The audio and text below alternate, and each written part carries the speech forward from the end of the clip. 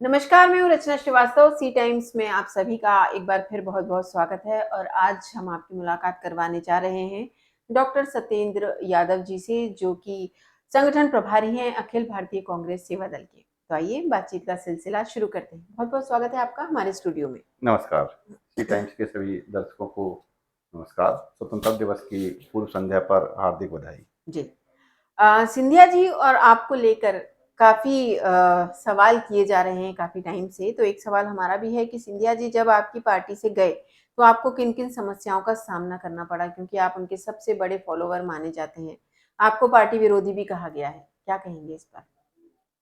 बड़ा पुराना प्रश्न पूछा आपने। जी। ये प्रश्न लगभग मेरे को लगता है कि विगत 3 वर्षों से पूछा जा रहा है और 30 वर्षों तक पूछा जाता बिल्कुल। रहेगा। समस्या जैसी तो कोई बात नहीं थी। लोग विचारधारा से अगर भटक कर कोई कहीं जाता है, तो मेरे जैसा व्यक्ति कभी इनसे प्रभावित नहीं होने वाला है। और मैं समझता हूँ कि मेरी आइडियोलॉजी, मेरी सोच पार्टी की विचारधारा से और कांग्रेस के इतिहास से, कांग्रेस के संविधान से, कांग्रेस की कार्यप्रणाली से भली-भाँति परिचित हूँ। इसलिए कहीं परेशानी ऐसी कोई बात मेरे जीवन पे, राजनीतिक जीवन पे तो ख़ास तौर से नहीं आई। जी। तो आगामी विधानसभा चुनाव में आपकी पार्टी की क्या तैयारियाँ हैं? अखिल भारतीय कांग्रेस सेवा दल ने मध्य प्रदेश की 4 सीटों पर फ़ोकस करके बिल्कुल ज़मीनी स्तर पर काम करने का तय किया है, जी। जिन पर हमारी टीम लगभग ग्राउंड पर आम मतदाता के बीच में जाके काम कर रही है। और लगभग प्रति सप्ताह हम लोग इसकी रिपोर्टिंग अखिल भारतीय कांग्रेस सेवा दल की जो इलेक्शन टीम है उसके साथ बैठ के डिस्कस करते हैं और उन पर आगामी योजना को अंजाम देते हैं। जी। कांग्रेस ने कहा है कि जो महिला प्रभारी हैं, जो सक्रिय रूप से काम कर रही हैं, सिर्फ़ उन्हें ही टिकट दिया जाएगा। इस पर आपका क्या कहना है? निश्चित तौर पर आज समाज के अंदर, देश के अंदर लोकतंत्र में जिस तरीके से महिलाओं की भागीदारी बढ़ रही है, वो भी कांग्रेस की ही देन है। आप देखें कि मध्य प्रदेश के अंदर आदरणीय दिग्विजय सिंह जी के शासनकाल में ही पंचायती राज लागू किया गया। उस व्यवस्था से ही आज पंचायती राज में लगभग महिलाओं को पंच, सरपंच, जनपद सदस्य, जिला पंचायत सदस्य बन के आने का जो हक मिला है, उसी जी। कड़ी को आगे बढ़ाते हुए कांग्रेस ने ये तय किया है कि जो सक्रिय रूप से महिलाएं राजनीति में हैं, जो सीधे इन्वॉल्व हैं, उनको ही महिलाओं को आगे करने का अवसर मिलेगा। जी। कमलनाथ जी ने ये भी कहा है कि जो नेता हैं, उनकी जो पत्नियाँ हैं, जो अभी प्रभारी नेता जो हैं, उनकी पत्नियाँ जो हैं, उनको टिकट नहीं मिलेगी। कितना सच ये है? तो समय की भविष्य के बारे में है, जी। लेकिन ये तय है कि हमारे वरिष्ठ नेता इस बात को तय कर चुके हैं कि जो सीधे जनता के बीच में जो लोग काम करेंगे, उनको ही अवसर मिलेगा। जी, पनागर क्षेत्र में लगातार कांग्रेस की हार के क्या कारण हैं? हार-जीत लोकतंत्र का एक बड़ा गहरा नाता वाला विषय है। जी। आप जनता के बीच में जितना जाते रहेंगे, जनता आपको उतना स्वीकार करती रहेगी। कहीं न कहीं हम लोग कमज़ोर हुए थे संवाद के मामले में, परस्पर संवाद में, आमजन के साथ संवाद में। इस कारण हम लोग इस लोकतांत्रिक प्रक्रिया में हारे। जी। कभी एक समय था जीतते आ रहे थे, कभी एक समय ये भी था कि केवल पनागर विधानसभा सीट ही जीतते थे। तो ये हार-जीत लगी रहेगी। महत्वपूर्ण विषय ये है कि हम लोकतंत्र के इस सिस्टम में, इस प्रक्रिया में, इस तंत्र में आम जनता के बीच में कितना रहते हैं, उसके सुख-दुःख में कितना खड़े होते हैं। प्रश्न यह भी है कि जनता ने हमको किन कामों के लिए चुना है, किन चीज़ों के लिए चुना है, उन कामों को हम कितना कर पा रहे हैं। कहीं ऐसा तो नहीं कि जनता ने हमको पानी की समस्या के लिए चुना है और हम मंदिर पे बैठ के खंजनी बजा रहे हैं। कहीं जनता ने हमको चुना है शिक्षा व्यवस्था के लिए और हम साड़ी बाँट रहे हैं। तो ये प्रश्न ये होता है कि हमको किस काम के लिए चुना गया है और हम किस काम को कर रहे हैं। जी, पनागर क्षेत्र की जो समस्याएँ हैं, उनके निवारण के लिए क्या योजनाएँ हैं आपके पास? पनागर क्षेत्र वास्तव में ये दुर्भाग्य कहें हमारा, यहाँ की जनता का, मैं स्वयं भी उस पनागर विधानसभा क्षेत्र का रहवासी हूँ। ये दुर्भाग्य कहें कि एक लंबे समय से एक वैचारिक व्यक्ति जनप्रतिनिधि के रूप में चुनकर नहीं आया और इसको सीधे कहें कि वो एक गलत विचारधारा के लोग इस पनागर विधानसभा से चुनकर आ रहे थे, जिनका विकास के कामों से कोई लेना देना नहीं है, जिनकी सोच नहीं है। जो चीज आज हमको कमजोरी के रूप में दिख रही है, वो ही चीजें हमारी ताकत हो सकती हैं। आप देखिएगा, पनागर विधानसभा का एक बहुत बड़ी समस्या जिसको कहते हैं कि पर्यट नदी और उसमें बहने वाला गोबर, जी। जिस गोबर को हम कमजोरी के रूप में देख रहे हैं, वही गोबर हमारी ताकत बन सकती है।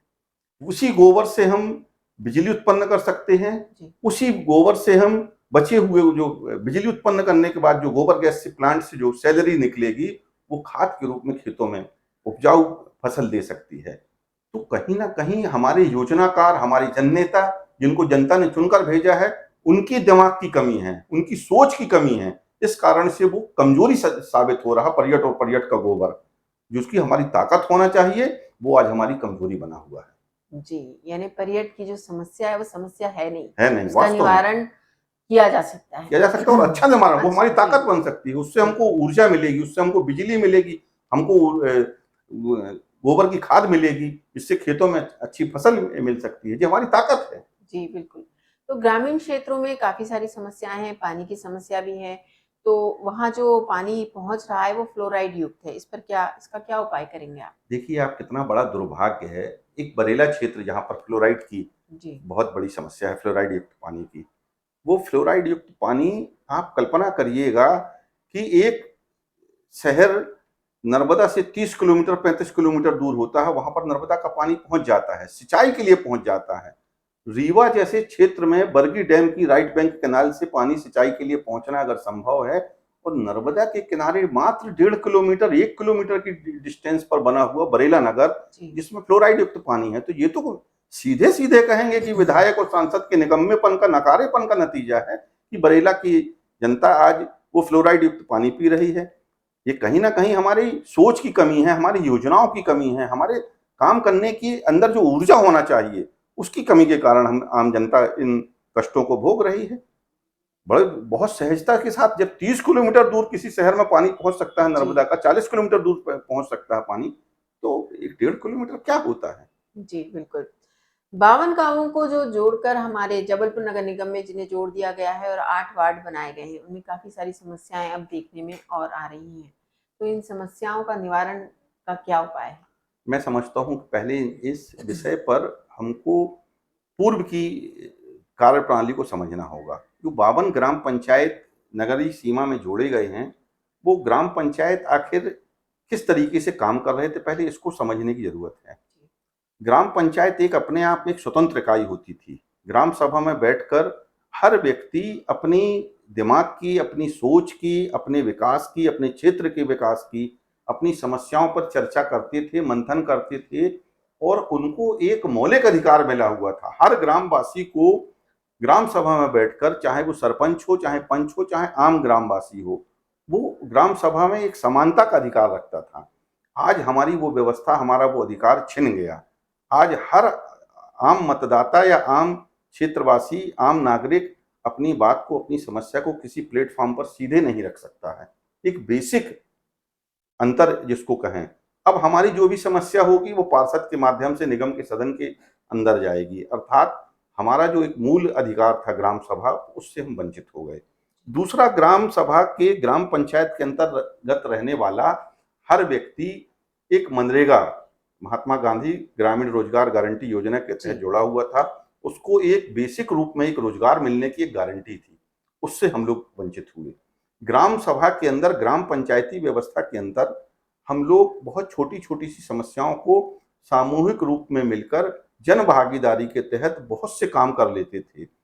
हम लोग गर्मियों के दिनों में जो छोटे छोटे से ट्यूबवेल्स होते थे, छोटे छोटे से पंप होते थे, उनके माध्यम से पीने की पानी की समस्या को हल कर लेते थे। एक आपसी भाईचारे का भावना बनी बनी हुई थी। आज वो भावना, वो विचारधारा इस नगरीय व्यवस्था में कहीं ना कहीं ध्वस्त हो चुकी हुई है। जी। आज लगभग 10 वर्ष हो चुके हैं। 10 वर्षों में आप समझिए कि पीने की पानी की व्यवस्था पर कोई सकारात्मक पहल नहीं हुई है। साफ-सफाई बदतर स्थिति में पहुँच चुकी है। जल निकासी की व्यवस्था आप देखिएगा, छोटी-छोटी सी नालियों से पानी किस तरीके से बड़े नालों में बंद होते चले जा रहे हैं। लोगों के अंदर वो जो उनको जो मूलभूत सुविधाएँ मिलनी चाहिए थी, वो सब सुविधाओं से हम लोग वंचित होते चले जा रहे हैं। विकास के नाम पर हम अब ग्राम पंचायत में भी नहीं रह गए और शहरी क्षेत्र में शामिल होते हुए भी शहर के नहीं कहला रहे। जी। गांव से भी बदतर हालात इन वार्डों के बने हुए हैं और इनके लिए कहीं ना कहीं हम पूरे सिस्टम को, पूरे तंत्र को, जनप्रतिनिधियों को भी दोषी मानते हैं और हमारा संगठन इन पर लगातार फोकस कर रहा है। लगातार अपनी बात को प्रदर्शन के रूप में लोकतांत्रिक व्यवस्था के तहत ज्ञापन के माध्यम से, प्रदर्शन के माध्यम से हम लोग लगातार इन बातों को कहते चले आ रहे हैं कि नगर निगम में शामिल होने के बाद भी हमसे टैक्स तो अब कई गुना, जब हम लोग 200 रुपये 300 रुपये सालाना देते थे टैक्स, आज वो टैक्स बढ़ के कई कई गुना बढ़ चुका हुआ है। हजारों और लाखों रुपए में टैक्स पहुंच चुका हुआ है। लेकिन सुविधा के नाम पे ना तो हमको पीने की पानी की उचित व्यवस्था मिल रही है, ना साफ सफाई की व्यवस्था मिल रही है।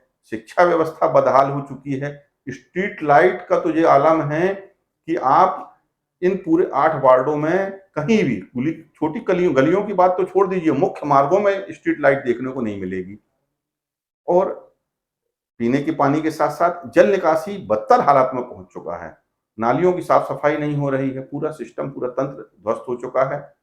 पिछले दिनों एक नगर निगम के कमिश्नर महोदय से, पूर्व कमिश्नर महोदय से हमारी बात हुई। तो उन्होंने कहा, यार मैं तो अभी इस अपने शहर की बात का काम नहीं कर पा रहा हूँ, तो आप लोगों के क्षेत्र का क्या क्या कर पाऊंगा। तो मैंने उनकी उस वक्तव्य पर ध्यान दिलाया कि आप कहना क्या चाह रहे हैं, कि इसका मतलब हम आपके नगर निगम में अभी शामिल नहीं हुए हैं।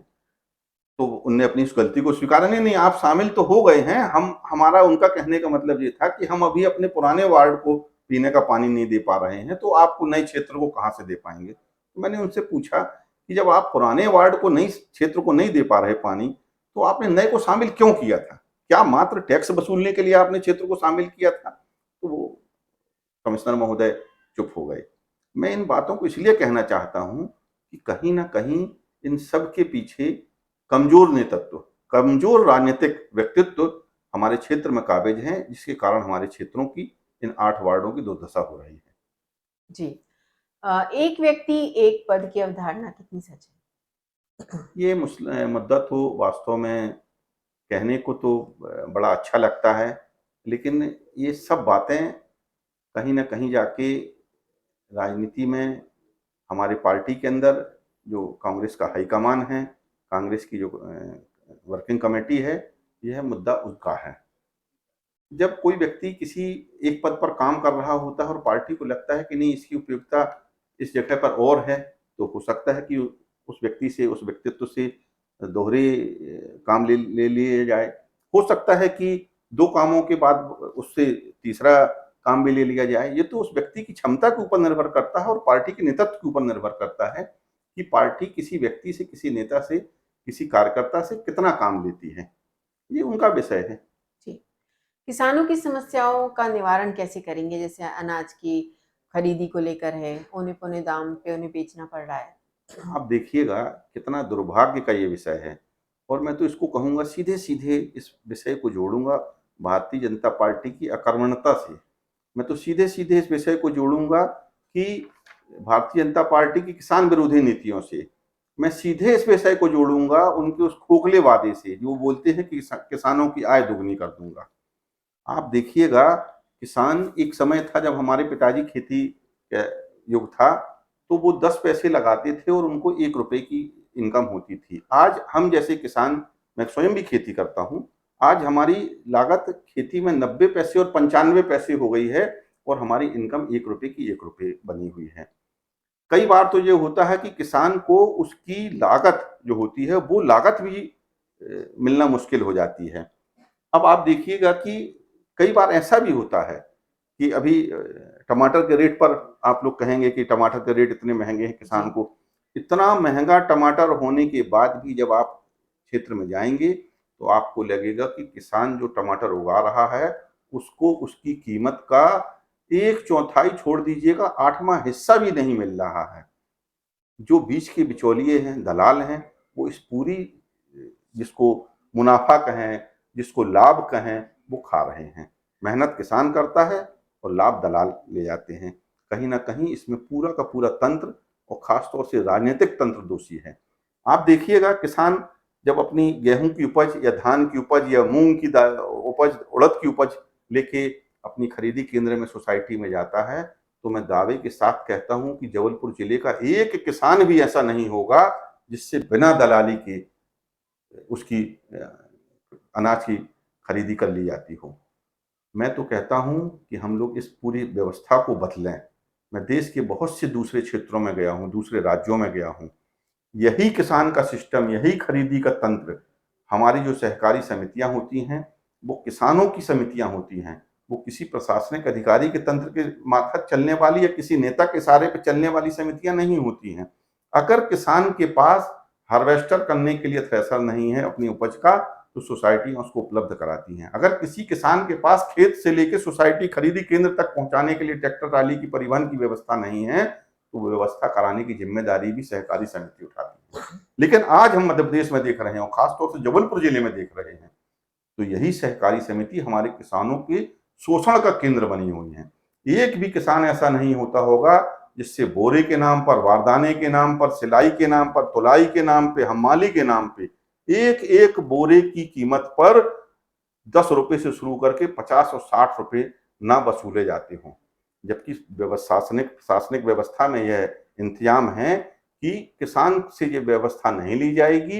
ये सहकारी समिति जो होती है, खरीदी केंद्र जो होता है, उसमें अपने आप ये व्यवस्था आती है। लेकिन उन सब चीजों को एक षड्यंत्र के तहत, एक राजनीतिक संरक्षण के तहत ये सब घपलेबाजी हो रही है। आपने पिछले दिनों देखा होगा कि हमारे पड़ोस के क्षेत्र में, मझौली में, मूंग खरीदी का एक बहुत बड़ा स्कैंडल, स्कैम उजागर हुआ है। किसानों से औने पौने दाम पर, उसकी मजबूरी का फायदा उठाकर, समय का फायदा उठाकर फसलों को औने पौने कीमत पर खरीदते हैं। और यही दलाल लोग, यही राजनीतिक संरक्षण प्राप्त लोग उनको, उस फसल को इन पर केंद्रों में जमा कराते हैं और बड़े पैमाने पर भ्रष्टाचार कर रहे हैं। एक तरफ तो वो किसान का शोषण करते हैं और दूसरी तरफ उस अनाज में, उस उपज में गिट्टी, मिट्टी सब कुछ मिला के उस पूरी फसल को बर्बाद कर रहे हैं। इस तरीके की घटनाएं जो हैं, ये बिना राजनीतिक संरक्षण के होना संभव नहीं है। मैं तो दावे के साथ कहता हूं कि इन पूरे कुव्यवस्था पर, इस पूरे बद इंतजाम में सीधे सीधे भारतीय जनता पार्टी के नेता शामिल हैं, जिनको कहीं ना कहीं हम किसान भाई समझ रहे हैं। और अब तो दिख रहा है, स्पष्ट दिख रहा है कि इन लूटने वाले लोगों को, इन दलाली खाने वाले लोगों को हम किसान बंधु, किसान भाई, इनको अभी आगामी दिनों में बहुत बड़ा मुंह तोड़ जवाब देंगे। जी। किसानों की एक और समस्या है कि अक्सर सुनने में आता है कि उनका अनाज वो बिक्री के लिए लेकर गए और वो सड़ रहा है, बारिश में भीग रहा है, खराब हो रहा है। तो कहाँ समस्या है? मतलब ये पूरी कुछ तो समस्या नीतियाँ होंगी कि इनको वेयर हाउस में, क्या वेयर हाउस की कमी इसका कारण है? नहीं, क्या है? बिल्कुल वेयर हाउस की कमी कहीं कारण नहीं है। ये केवल अपने और पराये लोगों को लाभ पहुंचाने के उद्देश्य से जब से सब किया जाता है। अगर किसी किसान की उपज उस सोसाइटी के खरीदी केंद्र में पहुंच गई है, तो ये सोसाइटी की जिम्मेदारी होती है कि उसको वो संरक्षित करे। जी। आखिर सोसाइटी का गठन किसान हित में किया गया है। सोसाइटी का गठन, जो सहकारी समितियां होती हैं, खरीदी केंद्र होते हैं, उनका गठन किसी दलाल को या किसी पूंजीपति को या किसी वेयर हाउस के मालिक को संरक्षण देने के लिए नहीं होता है। अब हो क्या रहा है, ये सब कुछ एक रैकेट के तहत ये किसानों के शोषण के केंद्र बन चुके हैं। इन शोषण के केंद्रों को कहीं ना कहीं किसान अब मुक्ति चाहता है। हम लोग वही पुरानी व्यवस्था पर, सोसाइटियां जो होती हैं वो किसान के द्वारा चुनी हुई संस्था होती है। आज उन पर प्रशासनिक अधिकारियों के माध्यम से कहें या राजनीतिक दबाव के तहत कहें, आज जबलपुर जिले का एक एक किसान समझ रहा है कि वो राजनीतिक संरक्षण देने वाले लोग कौन हैं, वो नेता कौन हैं जो इन भ्रष्टाचारियों को संरक्षण दे रहे हैं, इन दलालों को संरक्षण दे रहे हैं। एक एक किसान समझ रहा हूं। और मैं तो दावे के साथ कहता हूं इस बात को कि अगर हमारी कांग्रेस की सरकार आती है, तो इन दलालों से हर एक किसान को मुक्त किया जाएगा। और केवल मुक्त नहीं किया जाएगा, उसकी खरीदी को, उसकी इस व्यवस्था को एक सुचारू ढंग से, व्यवस्थित तरीके से चलाया जाएगा। ये खरीदी केंद्र किसान की सहूलियत के लिए हैं, ये खरीदी केंद्र किसान की सुविधा के लिए हैं, ये खरीदी केंद्र किसान को प्रोत्साहित करने के लिए हैं, ना कि किसान को लूटने के लिए हैं। मैं इन सब चीजों को कांग्रेस पार्टी की तरफ से, मध्य प्रदेश कांग्रेस के अध्यक्ष आदरणीय कमलनाथ जी की तरफ से, अखिल भारतीय कांग्रेस कमेटी के अध्यक्ष आदरणीय मल्लिकार्जुन खड़गे की तरफ से मैं इस बात को कहना चाहता हूं। प्रॉमिस करना चाहता हूँ, वचन देना चाहता हूँ अपने किसान भाइयों को कि हमारी कांग्रेस की सरकार बनती है तब हम इन सब व्यवस्थाओं को बिल्कुल सुचारू ढंग से चलाएंगे और इनका एक बहुत अच्छा एक उदाहरण जबलपुर जिले में पेश करेंगे। जी, ये जो व्यापारियों को किसान अपना अनाज बेचते हैं, तो ये औने-पौने दामों में बेचने क्यों मजबूर हैं? क्या कोई नीति, कोई नियम नहीं है?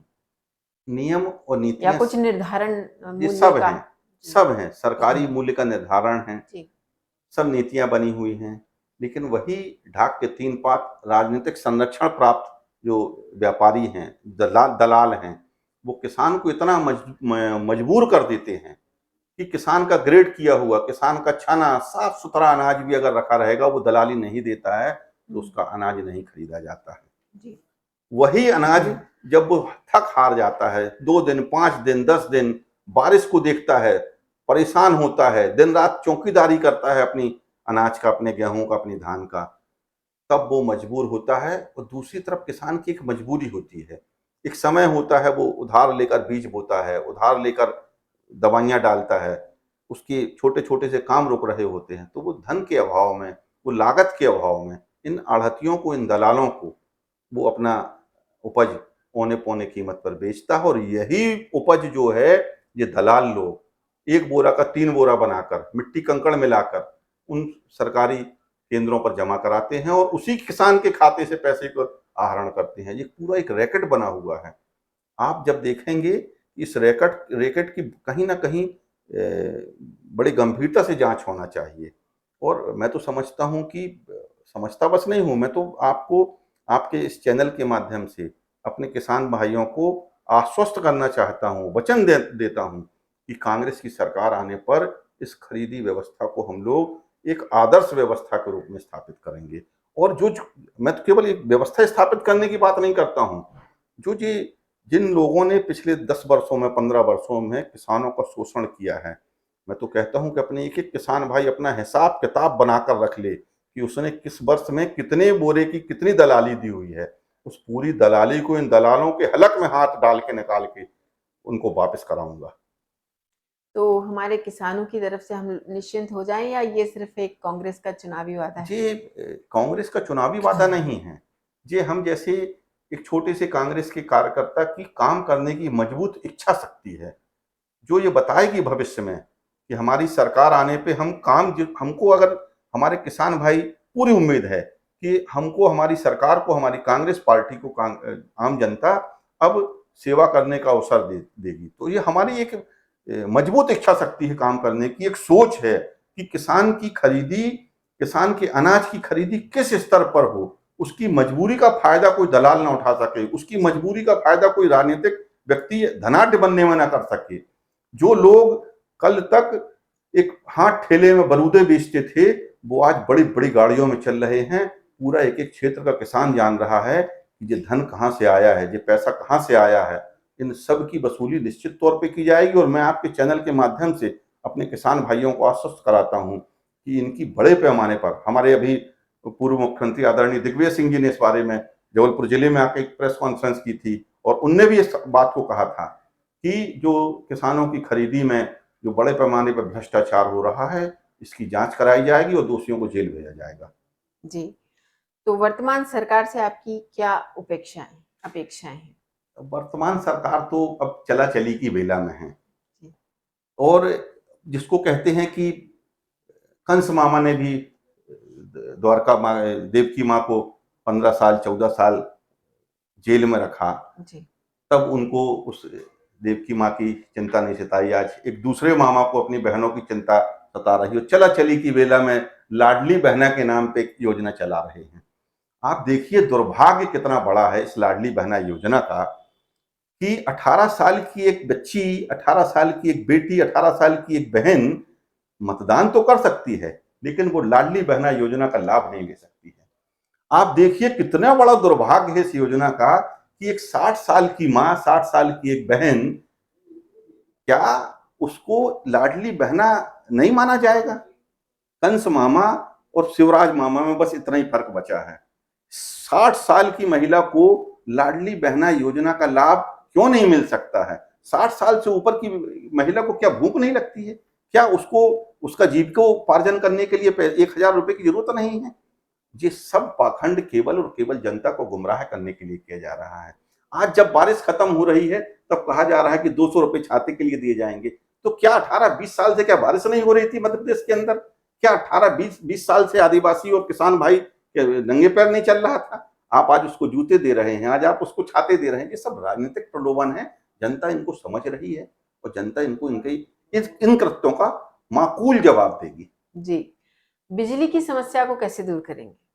बिजली, आप देखिएगा कि मध्य प्रदेश के अंदर जिस पैमाने पर अपार जल संपदा है, नर्मदा जैसी एक विशाल नदी जिसको हम नर्मदा माँ कहते हैं, जो कि हमारी सांस्कृतिक धार्मिक आस्था का भी प्रतीक है, वो माँ इतनी ऊर्जा देने में सक्षम है कि मध्य प्रदेश की एक एक बिजली की समस्या को हल करने में केवल कमी इस बात की है कि राजनीतिक इच्छा शक्ति के अभाव में हमारी वो जो नर्मदा की लगभग 29 बड़ी डैम की परियोजनाएं हैं, 135 मध्यम साइज की हैं और 3,000 स्मॉल स्केल की जो परियोजनाएं हैं, उनको पूरा करने में मध्य प्रदेश की सरकार और केंद्र की सरकार दोनों नाकाम शामिल हुई हैं।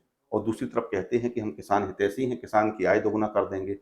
मैं समझता हूं कि इन 15 से 20 सालों में मध्य प्रदेश की एक एक किसान की आय दुगना होना छोड़ दीजिए, आधी भी शेष नहीं बची है। वो अपना जीविकोपार्जन केवल इसलिए कर रहा है कि पहले उसकी उपज 10 कुंटल होती थी, आज वो बढ़ के 20 कुंटल हो गई है। वो बढ़ी हुई उपज के कारण उसका जीवन चल पा रहा है, नहीं तो इनने कोई काम नहीं बाकी छोड़ा कि किसान को का शोषण ना हो। जी, आगामी आने वाले जो विधानसभा चुनाव है, उसमें जनता आपको क्यों चुने? जनता कांग्रेस पार्टी को इसलिए चुने कि हमारे पास मध्य प्रदेश के अंदर जबलपुर जिले के अंदर एक काम करने की एक सोच है। जबलपुर कैसे विकसित हो, इसके लिए एक मास्टर प्लान है, इसका एक ब्लूप्रिंट तैयार है। जैसे मैंने अभी आपको उदाहरण दिया, जी। आप देखिएगा कि छोटे छोटे से डैम, छोटे छोटे से स्मॉल स्टॉप डैम हैं, वो फूटे पड़े हुए हैं। पिछले 15 सालों में आप बमनौदा चले जाइएगा, आप नर्रई चले जाइएगा, आप समाधि चले जाइएगा, आप बरेला के पड़वार क्षेत्र में चले जाइएगा, छोटे छोटे से स्टॉप डैम टूटे पड़े हुए हैं, जिनको मुश्किल से मुश्किल 1,000-1,500 रुपए की लागत से रिपेयर किया जा सकता है। लेकिन कमजोर राजनीतिक इच्छा शक्ति के कारण उनका मेंटेनेंस नहीं हो रहा और जल शक्ति संचित नहीं हो रही। जब जल इकट्ठा नहीं होगा तो सिंचाई की साधन उपलब्ध नहीं हो रहे हैं। इस तरीके से आप छोटी छोटी सी समस्याओं का अगर देखेंगे तो लगभग पूरे क्षेत्र में, पूरे जबलपुर के ग्रामीण क्षेत्र में कहें, एक योजनाओं की कमी के कारण केवल क्षेत्र का विकास रुका हुआ है।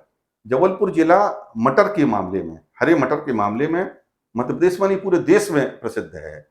लेकिन इन 15 वर्षों में इस मटर के लिए आखिर राज्य सरकार ने क्या किया ऐसा कुछ कि हमारा मटर का उत्पादन वो हो। एक तरफ आप दुग्ध का आप देखिएगा, पर्यटन जैसा क्षेत्र है जो हमारी ताकत का केंद्र होना चाहिए। इस दुर्भाग्य कि इस शासन के पास शराब बेचने के लिए आबकारी नीति तो है, लेकिन दुग्ध बेचने के लिए कोई दुग्ध नीति नहीं है। शराब बेचने के लिए, शराब की दुकान चलाने के लिए सिपाही बैठा दिए जाएंगे। एक जनप्रतिनिधि अभी शराब के रेट को लेकर प्रेस कॉन्फ्रेंस कर रहे थे, लेकिन दूध की कीमत को लेके या दूध का व्यवसाय या हमारी पर्यटन का क्षेत्र हमारी शान कैसे बने, इसके लिए इनके पास कोई प्लान नहीं है। मैं समझता हूं कि जनता को हम कांग्रेस के लोग अपनी आगामी योजनाओं में बताने में सफल होंगे और पूरा भरोसा है कि हमारी क्षेत्र की जनता, जबलपुर जिले की जनता हमारी कांग्रेस पार्टी को, हमारे प्रत्याशियों को मत देगी, अपना आशीर्वाद देगी और हम लोग बहुमत के साथ प्रदेश में सरकार बनाएंगे। जी, अगर आपकी पार्टी सत्ता में आती है, जैसा कि आप उम्मीद कर रहे हैं, तो आप जनहित के वो कौन से काम करेंगे जिन्हें आप पहले पायदान पे रखेंगे? सबसे पहले तो हमारी प्राथमिकता होगी किसानों का जो शोषण हो रहा है, वो शोषण हमारी सुविधा में तब्दील हो। दूसरी व्यवस्था बच्चों की शिक्षा, स्कूल शिक्षा व्यवस्था को लेकर है, पेयजल व्यवस्था को लेकर है और इसके साथ-साथ हमारा किसानों को एक छोटे-छोटे से बाय प्रोडक्ट्स बनाने पर, किसान की जो उपज होती है, उसको सही मूल्य किस तरीके से मिले, बाय प्रोडक्ट्स के रूप में अगर हम लोग इन सब का प्लानिंग करेंगे, तो निश्चित तौर पर किसान की आय दोगुनी नहीं चौगुनी होगी। ऐसी हमारी कांग्रेस की विचारधारा है, हमारी कांग्रेस की वचन पत्र है। जी, तो चलते-चलते आप हमारे व्यूअर्स को क्या मैसेज देना चाहेंगे? मैं सभी लोगों को इस स्वतंत्रता दिवस के पावन पर्व पर, उसकी पूर्व संध्या पर पूरे देशवासियों को आपके चैनल के माध्यम से हार्दिक शुभकामनाएँ देता हूँ और उम्मीद करता हूँ कि हम लोग सब लोग इस लोकतंत्र के महान पर्व को अच्छे से मनाएँ और लोकतांत्रिक मूल्यों को ज़िंदा रखें। धन्यवाद। जी, बहुत-बहुत शुक्रिया आपका हमारे स्टूडियो में आने के लिए और नमस्कार। हमारे सवालों के जवाब देने के लिए। तो हम बात कर रहे थे डॉक्टर सत्येंद्र यादव जी से, जिन्होंने विभिन्न मुद्दों पर अपनी राय रखी और काफ़ी बेबाकी से अपनी राय रखी। इसी तरह और भी मुद्दे लेकर हम आते रहेंगे। देखते रहिए सी टाइम्स। नमस्कार।